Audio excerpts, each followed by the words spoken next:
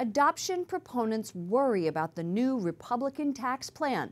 The bill would eliminate the tax credit, which helps families afford the high costs of adoption. They can range from $15,000 to $50,000. Capitol Hill correspondent Jason Calvi tells us about people fighting to keep this credit. Good evening, Jason. Lauren, Congress is hosting the first hearing to debate the GOP tax bill.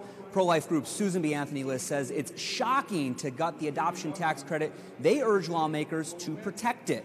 Tonight, I want to introduce you to one young Catholic family who's counting on that credit.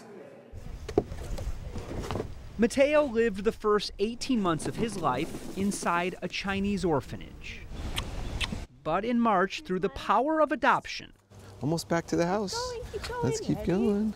Allison and Mike Contreras became Mateo's mom and dad. He brings so much joy to our life, and then to see him play with his friends around the neighborhood and to know that he's bringing joy to other families and in our whole community. You know, he's right here with his best friend who we just kicked in the face. The Contreras family spent years and tens of thousands of dollars to bring their new son home. Yeah.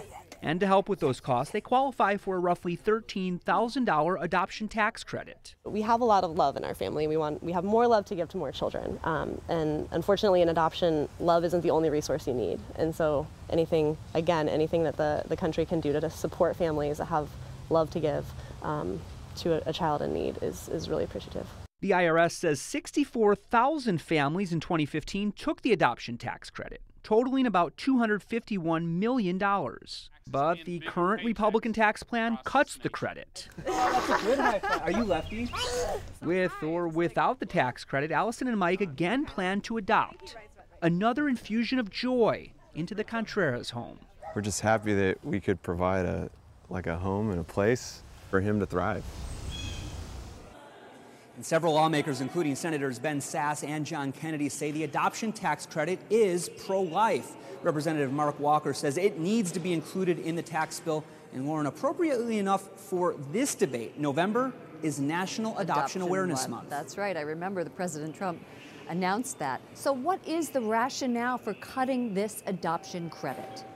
The chairman of the Tax Writing Committee, Congressman Kevin Brady of Texas, he himself adopted 2 children, but he points to the overall benefits to families, the lower overall tax rates for families, the higher standard deduction, and the larger child tax credit. Florida Republican Vern Buchanan tells all families who receive the adoption tax credit to be hopeful. Today is just the first step in this tax debate. On Capitol Hill, correspondent Jason Calvi. Thank you, Jason.